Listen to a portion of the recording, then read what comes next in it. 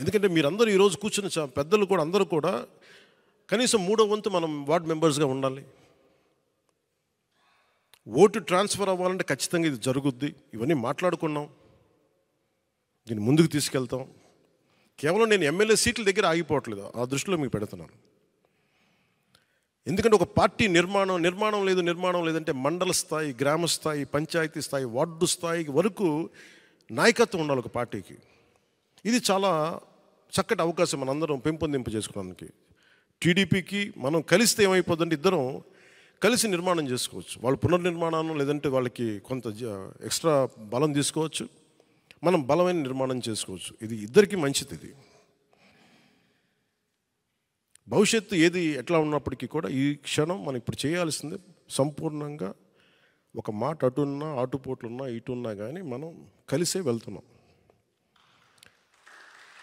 అలాగే వారు 2 సీట్లు అనౌన్స్ చేశారు కాబట్టి ప్రత్యేక పరిస్థితుల్లో నేను కూడా ప్రత్యేక పరిస్థితుల్లో ఈ రోజున రిపబ్లిక్ డే రోజున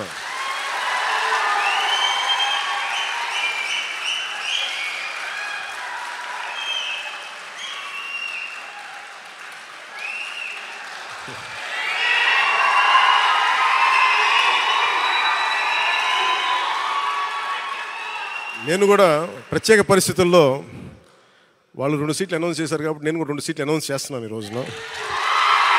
అది పరిస్థితులు అలాంటివి. సో నాకు కూడా ఒత్తిడి ఉంటుంది, పాపం చంద్రబాబు గారికి కూడా ఒత్తిడి ఉంటుంది, నాకు కూడా ఒత్తిడి ఉంటుంది. కాబట్టి ఆ ఒత్తిడిని నేను కూడా తట్టుకోవడానికి రిపబ్లిక్ డే రోజున నాకు R అక్షరం బాగుందనిపించింది. రిపబ్లిక్ డే RRR లాగా రిపబ్లిక్ డే రోజున రాజోలు రాజానగరం సీట్లు నేను అనౌన్స్ చేస్తాను. సో ఈ రిపబ్లిక్ డే రోజున అందరం బాగుండాలి, అద్భుతాలు జరగాలి మనస్ఫూర్తిగా కోరుకుంటూ, రాష్ట్ర ప్రజలకి బంగారు భవిష్యత్తు జనసేన తెలుగుదేశం ప్రభుత్వం ఇస్తాయని మనస్ఫూర్తిగా కోరుకుంటూ, ఈ పర్యాయం నన్ను నమ్మండి, వ్యూహం నాకు వదిలేయండి.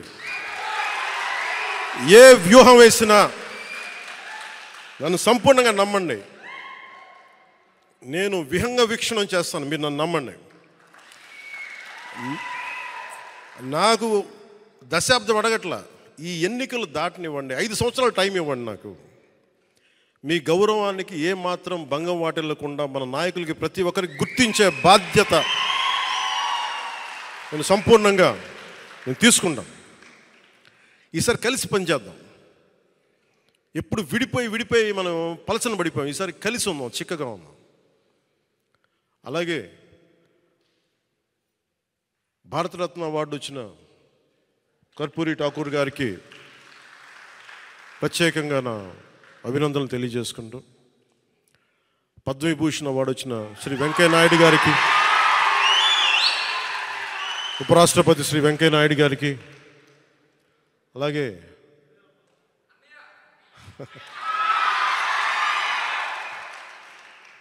మా పెద్దన్నయ్య మెగాస్టార్ చిరంజీవి గారికి మనస్ఫూర్తిగా నా అభినందనలు తెలియజేసుకుంటూ, వైజయంతిమాల బాలి గారికి, మిగతా అవార్డు గ్రహీతలందరికీ కూడా నా అభినందనలు తెలియజేసుకుంటున్నాను. ప్రత్యేకించి పద్మ అవార్డ్స్ గురించి మాటలు చెప్పి ముగిస్తాను. నరేంద్ర మోదీ గారికి మనస్ఫూర్తిగా నా అభినందనలు తెలియజేస్తాను. ఎందుకంటే మారుమూల ప్రతిసారి పద్మ అవార్డ్స్ అనగానే రికమెండ్ చేస్తారు, ఈ వ్యక్తికి ఇవ్వాలి అని. వాటన్నిటినీ పక్కన దోసేసి టాలెంట్ ఎక్కడుంది, ప్రతిభ ఎక్కడుంది, త్యాగం ఎక్కడుంది ఆయన వెతుక్కొని మరి దేశం నలుమూలల నుంచి ఆయన వ్యక్తులను తీసి పద్మ అవార్డ్స్ ఇవ్వటం ప్రధానమంత్రి నరేంద్ర మోదీ గారికి మనస్ఫూర్తిగా హ్యాట్స్ ఆఫ్ తెలియజేస్తాను.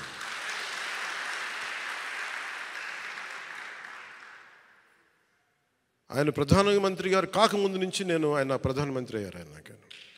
ఆయన గుర్తించాను భవిష్యత్తుకి భారతదేశానికి ఇలాంటి నాయకుడు కావాలని.